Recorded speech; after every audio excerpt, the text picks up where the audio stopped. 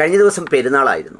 പെരുന്നാൾ ദിനത്തിൽ പൊതുവിൽ ആളുകളൊക്കെയും ആഘോഷത്തിമുറപ്പിലൊക്കെ ആകുമ്പോഴും ഒരുപാട് മനുഷ്യരുടെ മനസ്സിൽ നിറഞ്ഞു നിൽക്കുന്നത് ഉമ്മയും ഉപ്പയുമാണ് എന്നതാണ് ഒരു പ്രത്യേകത. എനിക്ക് പെരുന്നാളാഘോഷം ഉണ്ടായിരുന്നില്ല. ഇനി ഒരിക്കൽ പോലും ഒരു പെരുന്നാളിനും പുതിയതൊന്നും എടുക്കരുത് എന്ന് ഹൃദയം കൊണ്ട് തീരുമാനിക്കുകയും ചെയ്തിരുന്നു. എൻ്റെ ഉമ്മ യാത്രയായതിനു ശേഷമുള്ള ആദ്യത്തെ പെരുന്നാളായിരുന്നു. അതുകൊണ്ട് തന്നെ തലേനാളത്തെ ഞങ്ങളുടെ ഒരുമിച്ചുള്ള നിമിഷങ്ങളും അതൊക്കെയും ഒരുപാട് വേദനയും പ്രയാസവും ഒക്കെ ഉണ്ടാക്കി. അനിവാര്യമാണ് അങ്ങോട്ടുള്ള യാത്ര. അത് ഓരോരുത്തരും മടങ്ങിപ്പോയേ മതിയാവും. പക്ഷേ വേദന അവിടെ തന്നെ ഉണ്ടാവും.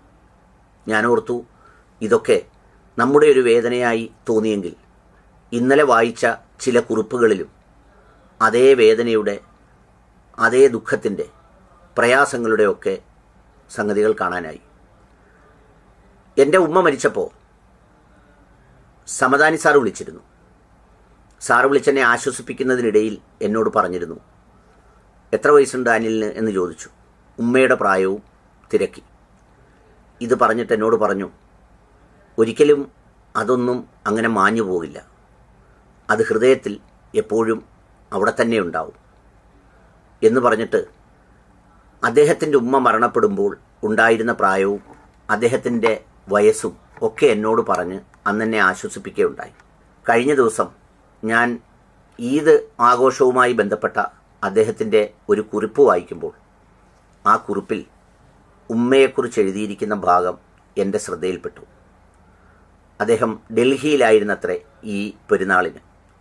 അപ്പോൾ അവിടുത്തെ ചുറ്റുപാടുകളും ചരിത്രവുമൊക്കെ സമദാനിക്കാണോ ഭാഷയ്ക്കും ആശയങ്ങൾക്കും വല്ല മടിയുള്ളത്? ഏതായാലും അത് പറഞ്ഞു വരുന്നതിനിടയിൽ ഈദുൽ ഫിത്തർ എല്ലാ വർഷവും എന്നെ പോയ കാലത്തേക്ക് കൊണ്ടുപോകുന്ന നിർണായകമായ ദിനമാണ്. 40 വർഷം മുമ്പ് ഒരു ഈദുൽ ഫിത്തർ ദിനത്തിലാണ് ഉമ്മ വിട ചൊല്ലിയത്. മസ്ജിദിൽ നിന്ന് പെരുന്നാൾ പ്രാർത്ഥന കഴിഞ്ഞ് തിരിച്ചെത്തിയ സമയമായിരുന്നു. കടുത്ത ആസ്മയെ തുടർന്ന് രക്തം ഛർദ്ദിച്ച് അവശയായ ഉമ്മയും കൊണ്ട് തിരൂരിലെ ആലിക്കുട്ടി ഡോക്ടറുടെ ആശുപത്രിയിലേക്ക് പെങ്ങളും ഞാനും കൂടിയായിരുന്നു കൊണ്ടുപോയത്. പെരുന്നാൾ സന്ധ്യയ്ക്ക് മുമ്പ് തന്നെ ഉമ്മയുടെ ജനാസയുമായി അവിടെ നിന്ന് മടങ്ങി. ഒരു ടാക്സിയിൽ ഞങ്ങളുടെ മടിയിൽ കിടത്തി പ്രിയ മാതാവിൻ്റെ ദേഹവുമായി തിരിച്ചെത്തിയപ്പോൾ നിറഞ്ഞ കണ്ണുകളിലൂടെ മൗനിയായി ഉള്ളു മുഴുവൻ പ്രാർത്ഥനകളോടെ നിന്ന ഉപ്പയുടെ മുഖം ഒരിക്കലും മറക്കില്ല. അന്നെൻ്റെ ഉടുപ്പിലുടനീളം ഉമ്മ ഛർദ്ദിച്ച രക്തമായിരുന്നു. ആ രക്തം ക്രമേണ എൻ്റെ രക്തത്തോട് ചേർന്നു. രക്തത്തോട് അലിഞ്ഞു ചേരുന്ന ദിവസമാണ് എൻ്റെ പെരുന്നാൾ ദിനം. മാതാവിനെയും മാതൃരാജ്യത്തെയും കൂടുതലായി അറിയുന്നതോടൊപ്പം നാം നമ്മെ തന്നെ വർദ്ധിച്ച തോതിൽ അറിയുകയാണ്. ഉമ്മ പിൽക്കാലത്ത് ദൈവകാരുണ്യത്താൽ ഈ എളിയവൻ്റെ അമ്മപ്രസംഗം അടക്കമുള്ള നല്ല വാക്കുകൾക്കും പല സൽക്കർമ്മങ്ങൾക്കും ഹേതുവായി. ഇന്നും പെരുന്നാൾ ദിനത്തിൽ മാത്രമല്ല, ആണ്ട് മുഴുവൻ എൻ്റെ തേങ്ങലായി അവർ ഹൃദയത്തിൽ തന്നെ പാർക്കുന്നു. ഇതാണ് സമദാനിയുടെ കുറിപ്പെങ്കിൽ നമ്മളൊക്കെ വിചാരിക്കും ഈ പ്രായമാകുമ്പോൾ മനുഷ്യന് ഉണ്ടാകുന്ന മാറ്റത്തെക്കുറിച്ചാണ് ചിന്തിക്കുന്നതെങ്കിൽ വന്ധ്യവയോധികനായ പ്രിയപ്പെട്ട കാന്തപുരം AP അബൂബക്കർ ഉസ്താദിൻ്റെയും ഒരു ലേഖനം എൻ്റെ ശ്രദ്ധയിൽപ്പെട്ടു. പെരുന്നാൾ ഓർമ്മയിൽ നിറയെ ഉപ്പയും ഉമ്മയും എന്നതാണ് ആ ലേഖനത്തിൻ്റെ തലക്കെട്ട് തന്നെ. ചന്ദ്രികയിലാണ് അദ്ദേഹം ആ ലേഖനം എഴുതിയത്. വലിയൊരു ലേഖനമാണ്. അത് നിങ്ങൾക്ക് വായിക്കാം. അത് കഴിഞ്ഞ ദിവസം മാത്രം വന്നതാണ്. അതിലുടനീളം ഒരു കാലത്തിൻ്റെ ദാരിദ്ര്യവും അന്ന് ഉപ്പയും ഉമ്മയുമൊക്കെ അനുഭവിച്ച ദുഃഖവും അന്നത്തെ കാലത്തിൻ്റെ സാമൂഹ്യ സമവാക്യങ്ങളും ഒക്കെ അദ്ദേഹം എഴുതിയിട്ടുണ്ട്. പ്രായം ഇത്രയെത്തിയിട്ടും ആ ഉമ്മയും ഉപ്പയും നഷ്ടപ്പെട്ടു പോയതിൻ്റെ ദുഃഖവും പ്രയാസവുമാണ് ഇന്നും വലിയ നഷ്ടങ്ങളായി ആ വലിയ മനുഷ്യനെ ഓർക്കുന്നത്.